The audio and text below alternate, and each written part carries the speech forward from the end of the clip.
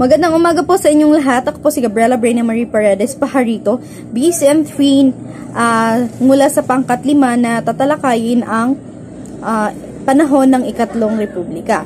So ano nga ba ang ikatlong republika? So ito ay tungkol sa kasaysayang pamamahala ng Pilipinas mula Hulyo 4, 1946 hanggang Setyembre 21, 1972. So ito ay sinasabi na may pinakamatagal na republika sapagkat ito ay nagtataglay ng 26 years na panunungkulan na kasalukuyan pinakamatagal.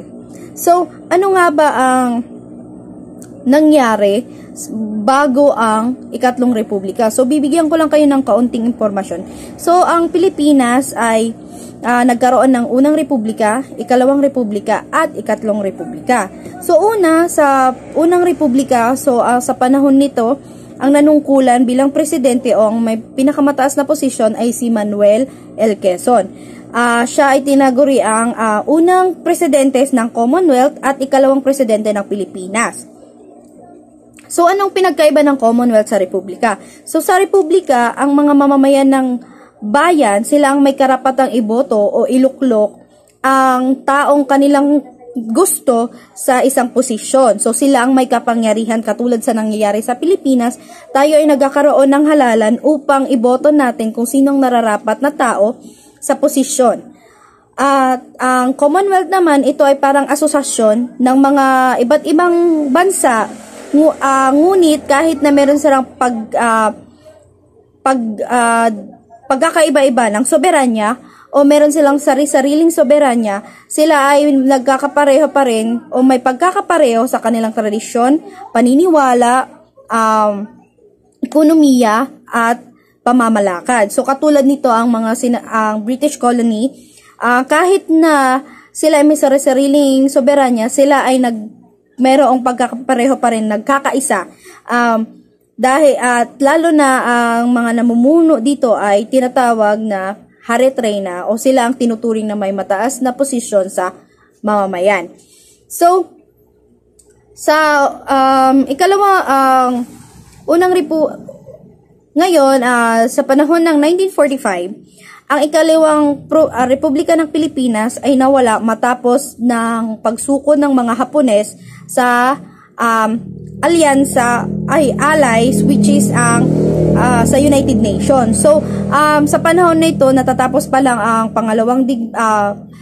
pangalawang pandaigdigang digmaan, kung kaya't tinulungan ng United Nations ang bansang Pilipinas upang mapaalis ang mga dayuhang Hapones dito sa Pilipinas.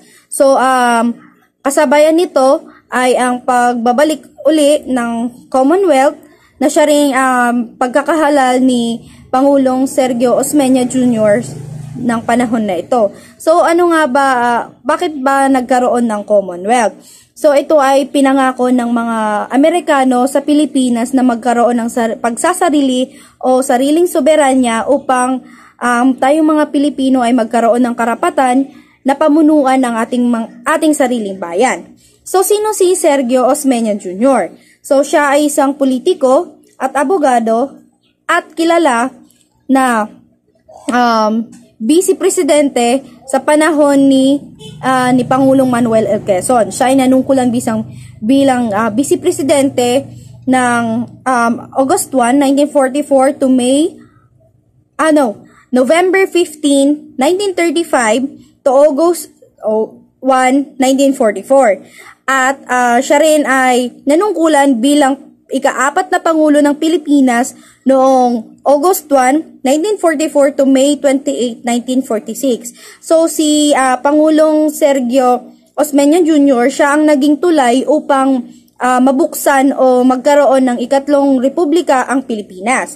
So ano ang kanyang mga naitulong? So siya ang nagtatag ng bagong departamento ng pamahalaan. Muli niyang binalik ang Kongreso ng Pilipinas na siya ring naging daan upang mahalal si Manuel Rojas. Magandang araw, Ginang Carla Casinas. At magandang araw sa inyong lahat. Ako si Rashid J. Quiñones mula sa BSN 3, Section E, ikalimang pangkat.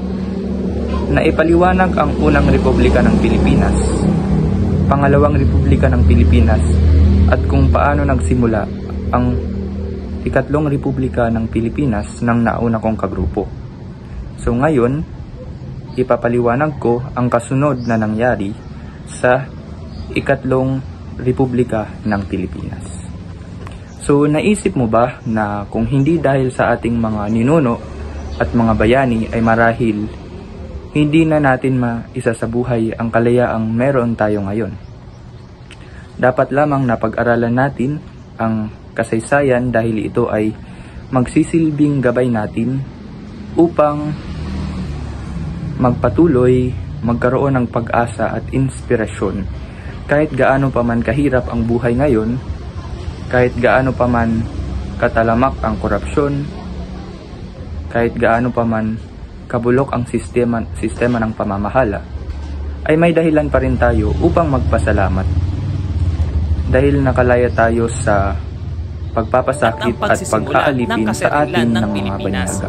Ang makasaysayang pangyayaring ito ang madugo at mahabang digmaan sa pagitan ng mga Amerikano at Pilipino ay formal na nagwakas sa panahon ni Manuel Rojas, na nahalal bilang bagong Pangulo ng Pilipinas pagkatapos ni Sergio Osmeña noong Abril 23 taong 1946 at ang pangalawang Pangulong si Elpidio Quirino. Sila ay nanumpa noong Mayo 28 sa parehong taon.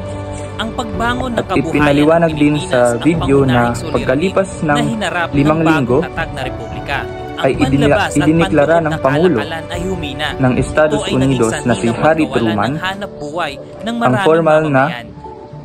ang formal na kasarinlan ng Republika ng Pilipinas ang mga lupaing sakahan ay sa pamamagitan ni Paul V. McNutt na siyang commissioner ng US. Noong ika-4 na araw ng Hulyo sa parehong taon 1946.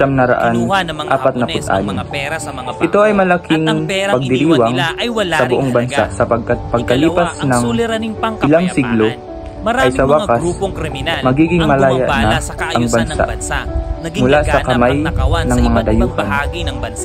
Ngunit hindi ibig sabihin na ang bansa ay magiging malaya na sa mga pagsubok at problema mula sa loob mismo ng ating bansa.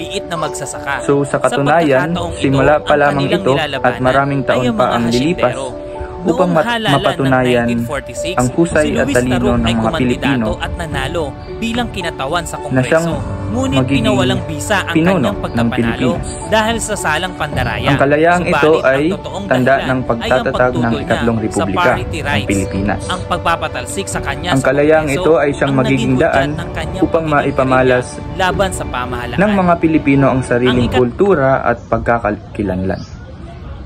Masusubok din dito kung hanggang saan o anong aspeto maipapakita ang bayanihan at pagkakaisa ng bawat Pilipino. So hindi ibig sabihin na malaya na tayo sa mga dayuhan ay wala na tayong magiging pagsubok. So ang mga kasunod na tatalakayin ay patungkol sa mga pagsubok na ikinaharap ng Pilipinas na tatalakayin ng mga susunod na miyembro ng aking group. Yan lamang po, maraming salamat. Ako po si Veronica Rojas. Ngayon naman po ay dumako tayo sa mga hamon pagkatapos makamit ang kalayaan ng Pilipinas. So may dalawang suliranin po tayo, suliraning pangkabuhayan at suliraning pangkapayapaan. Sa suliraning pangkabuhayan, meron isa dito ang pagkawasak ng infrastruktura. So sa video na ito, nagpapakita ng malawakang pagkawasak ng mga tulay, gusali at iba pang infrastruktura dahil sa digmaan. Ito ay nagresulta sa pagbaba ng produksyon at pagtaas ng kawalan ng trabaho. Kasali din dito ang kakulangan sa pagkain. Inilalarawan din ang kakulangan sa pagkain dahil sa pagkasira ng mga sakahan at pagkamatay ng mga hayop na ginagamit sa pagsasaka. marami ding mamamayan ang nagutom at naghirap. Kasama din dito ang pagkasira ng kalakalan. Ang panloob at panlabas na kalakalan ay naapektuhan din sa pagkawasak ng infrastruktura at ang kawalan ng mga hilaw na materyales o raw materials. Sa suliraning pangkapayapaan naman po, isa dito ang paglaganap ng kriminalidad. Ang video na ito ay nagsasaad ng pagtaas ng kriminalidad dahil sa kaguluhan at kawalan ng seguridad. Kasama din dito ang hukbalahap. Inilalarawan ang hukbalahap, isang kilusang gerilya na binubuo ng mga magsasaka na nakipaglaban sa pamahalaan. Ito ay nagdulot ng karagdagang kaguluhan at karahasan. Kasama din dito ang kawalan ng hustisya. Sa video na to ay nabanggit din ang mga kaso ng kawalan ng hustisya tulad ng pagpapalaya kay Luis Taro sa Kongreso dahil sa mga aparatos ng pandaraya. Dahil 80% ng Ang video na ito ay naglahad ng malinaw at komprehensibong pagtatalakay sa mga suliraning pangkabuhayan at pangkapayapaan na kinakaharap ng bansa noong panahong hinarap din ng pamahalaan pagkatapos ng digmaan. Ng pagbatlo naman ay ang suliraning pangkultura. Ang rehabilitasyong kultural ng Pilipinas ay naging hamon din sa pamahalaan na paralisa ang sistemang edukasyon dahil 80% ng paaralan ay nawasak. Hindi mabilang ang mga aklat, dokumento, gawang sining makasaysayang reliko at daang-daang simbahan ang nasunod at nasira.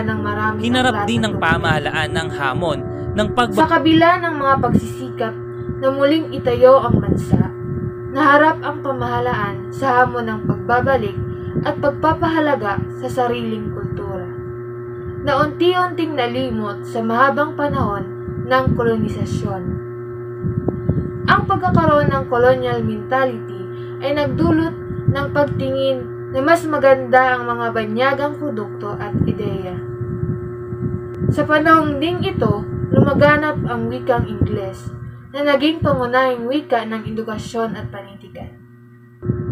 Maraming Pilipino ang sumulat sa Ingles, ngunit nagresulta ito sa mas malalim na pagkakahawig sa kaisipang kolonyal, kung saan ang kasanayan sa Ingles ay tinuturing na sukatan ng tagumpay. Maraming kabataan ang naghangad na maging magaling sa wikang Ingles, na nagdulot ng paglimot sa mga lokal na wika.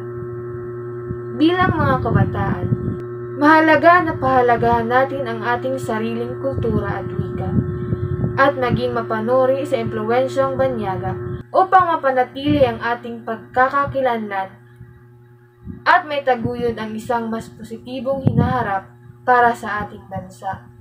Ako si Perselda Soria at magpapatuloy tayo at tatalakayin ang mga di pantay na kasunduan sa pagitan ng mga Pilipino at Amerikano. Una na rito ang Philippine Trade Agreement o Bell Trade Act na kung saan ito ay nagtatadhana ng pagpapatuloy ng malayang kalakalan ng Pilipinas at Estados Unidos. Itong kasunduan na ito ay nagtakda ng limitasyon sa malayang pagpasok ng mga produktong Pilipino sa Estados Unidos at paunti-unting nagtatakda ng taripa sa loob ng 20 taon. Ang mga produktong Pilipino tulad ng tabako, abono, bigas, abaka, langis, asukal ay nakakapasok na may takdang dami o kota sa Estados Unidos. Samantala, ang mga produkto sa Estados Unidos ay malayang nakakapasok sa Pilipinas na walang kota. Ang provision sa Bell Trade Act tungkol sa parity rights ay hindi naging makatarungan sa mga Pilipino. Ito ay nagbigay ng pantay na karapatan sa mga Amerikano at Pilipino na linangin ang mga likas na yaman ng bansa. Ang kasunduang base militar na nabanggit sa video ay tumutukoy sa Military Bases Agreement na nilagdaan noong ika-14 ng Marso, taong 1947 sa pagitan ng Pilipinas at Estados Unidos. Layunin ng kasunduang ito na payagan ang US na magtatag at mapanatili ng mga base militar sa Pilipinas.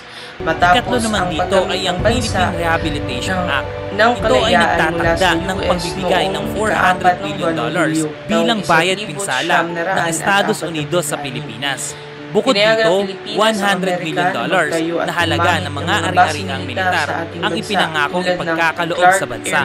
Nagkaloob din ito ng $150 million para sa pagpapasaayos ng mga infrastrukturang nasira ng digmaan tulad ng mga tulay at kalsada. Sa videong ito ay tinalakay natin ang ilang mga suliraning kinaharap sa pagkakatatag ng ikatlong republika ng Pilipinas. May kontrol pa rin ang US sa ilang bahagi ng bansa. Epekto sa komunidad, nagkaroon ng mga issue tulad ng krimen, abuso at polusyon sa mga lugar ng may base militar. Noong isang libo at 71, tumanggi ang Senado ng Pilipinas na palawagin ang kasunduan. Dahil dito, umalis ang mga sundalong Amerikano at isinara ang mga base militar ng US sa ating bansa. Ang Philippine Rehabilitation Act naman, ito ay nagtatakda ng pagbibigay ng $400 billion bilang bayad pinsala ng Estados Unidos sa bansa. Bukod dito, $100 billion ang halaga ng mga ari-ariang militar ang ipinangakong ipagkakaloob sa bansa. Nagkaloob din ito ng $150 million para sa pagpapasaayos ng mga infrastrukturang nasira sa digmaan, tulad ng tulay at kalsada.